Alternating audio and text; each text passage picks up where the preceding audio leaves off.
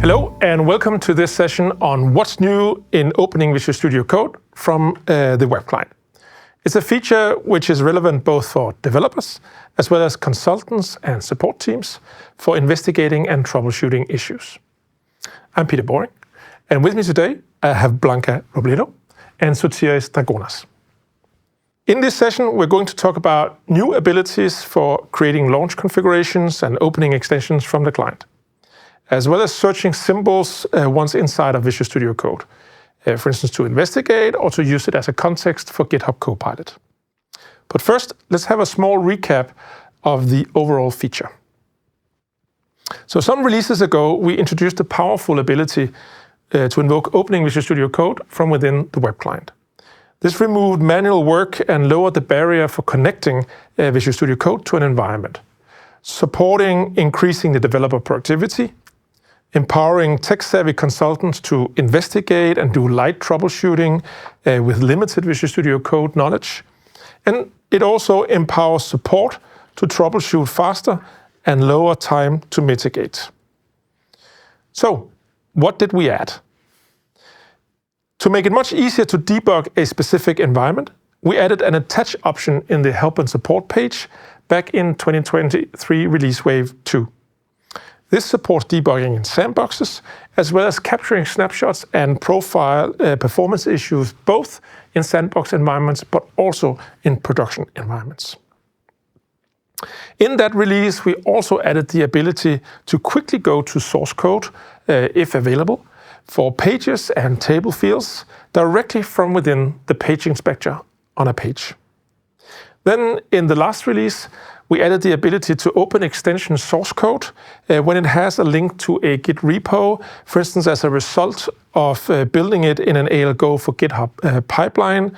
And hopefully you're using this or another DevOps solution to automate and streamline your development and deployment lifecycle. If you want to know more about these features, watch the launch event sessions that we did on this in 2023 release wave 2 and 2024 release wave 2. And we'll provide links in the description for this video. So, what have we added in this release? Blanca, can you tell us more? All right, so thank you, Peter. Now let's dive into the features that have been added in this release. So we actually have 3 new capabilities to the OpenVS Code functionality, and this comes as a result from the feedback that we have received from you. So please keep that coming, and we can make some new features. So these new 3 features are, first of all, we have added the ability to generate launch configurations that match your environment directly from help and support, and also extension management. We have also added the ability to go to extension management, select the extensions that you want, and then format them as dependencies so that you can use them across your projects or just share them. And then, along that same line, we have also added the ability to download those selected dependencies directly on your VS Code project, so then you can have the symbols already on your VS Code project with a single click. So, looking a bit closer into the generate launch configurations action, this is an action that again is in help and support and extension management. And when you click on that, then what it does is that on your VS Code project, it either creates or updates your launch configurations to match your environment. So you don't have to edit any of the parameters. And with this, you can already, if you have a sandbox environment, you have the configurations to publish and attach debugger, since these are only available for sandbox environments. And then you can also have the configurations to download symbols and snapshot debug. That's both for sandbox and production environments. Next up, for the next capability, if you go to extension management, you can just select some extensions, and you can just click on show and copy. And what this will do is just create a pop-up like this, so you can have your extensions and view them as dependencies. And you can just copy that, use it on your project, or just share it with other developers and use it, for example, to troubleshoot your environment. And then, last of all, we have also added the ability to, once you select these extensions, if you want them directly on your VS Code project, then you can just click on downloading VS Code. And this will download the extensions on your VS Code project, so you can also get started to code against them and use them as references. Or you can just go ahead and explore what is the code for those extensions like. So that was it for the new capabilities. Now let's go ahead and see them in action. Yeah, so this is my new preview environment, and I want to get started and develop an extension here on this new version, or I just want to test my existing solutions on the new environment. So instead of having to go to VS Code and updating my configurations, I can do that with a simple click. If I go to Help and Support, then I will find this new action, Generate Launch Configurations for this environment.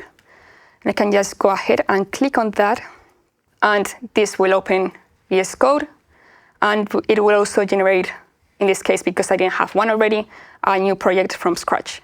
And if I look into my launch configurations, I see they're already there. They are auto-generated to match the parameters from my environment. So I didn't have to do absolutely nothing here, and I have a project already ready to, for example, publish or download symbols with these configurations. So again, that was a super simple way to get started.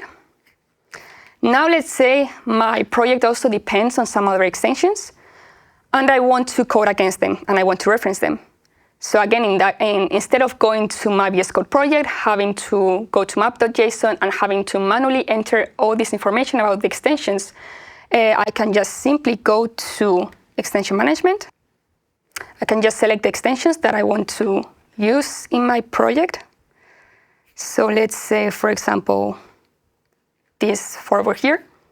And then I can just go to Developing VS Code, get selected as dependencies.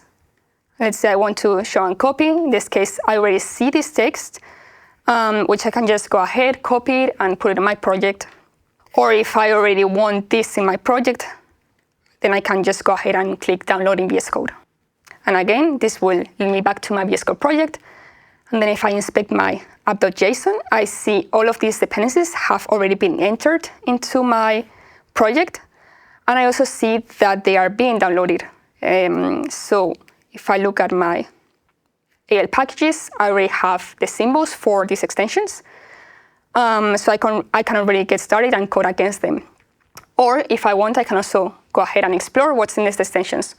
Of course, that's if the IP of the partner permits that. And luckily, we have also added the ability to explore this in VS Code. And that's something that Sotiris will show us next. Thank you very much, Blanca. Let's dive right into it. I'm going to show you a feature we have added that lets you figure out exactly what is inside your dependencies in terms of available tables, pages, and so on. So let's suppose I am developing a new extension and I want to use the number series functionality, and I want to see what is available in terms of number series. I can use the combination Ctrl+T, which is go-to symbol in VS Code, and try to figure out what is available for a number series. What I just need to do here is to do number series. And then you will see we get results from all of our dependencies on number series.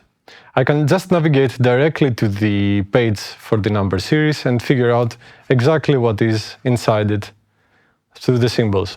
This works for symbols which are coming from your apps and Microsoft as well, as long as the source code is available to debug. Now, let's look at another very good use of this. This can also be used in tandem with Copilot. Let's try to use, for example, Copilot to ask some questions about the customer table. If I go to Copilot and I ask it, what is in the customer table? Then what I will see is Copilot doesn't really know what is the customer table because it doesn't have it in context. So symbols allows us to give this required context to answer this question. What I can do is that I can go here and I can say what fields are in the And I can use this special keyword, symbol, and search for the customer table. Now, by clicking here, Copilot gets access to the customer table, and it is able to use it to inform the answer that it's going to give us. So now Copilot has the available context to answer us exactly what fields are inside the customer table. And it doesn't need access to the entire source code in order to provide this. Even just having the symbols available will give it a much more informed answer rather than if it didn't have the context at all. So it is a very powerful tool to use to help you collaborate with Copilot effectively. Thank you very much. Thank you, Sotiris. So that's all. Thanks for joining this session and staying to the end. I hope you enjoyed the improvements that we made to make it easier to open Visual Studio Code from the web client, whether to investigate, troubleshoot, or develop against one or more extensions in the environment. So you can even access source code if the publishers has granted you that via their IP resource protection policy. Enjoy the rest of the launch sessions. Thank you.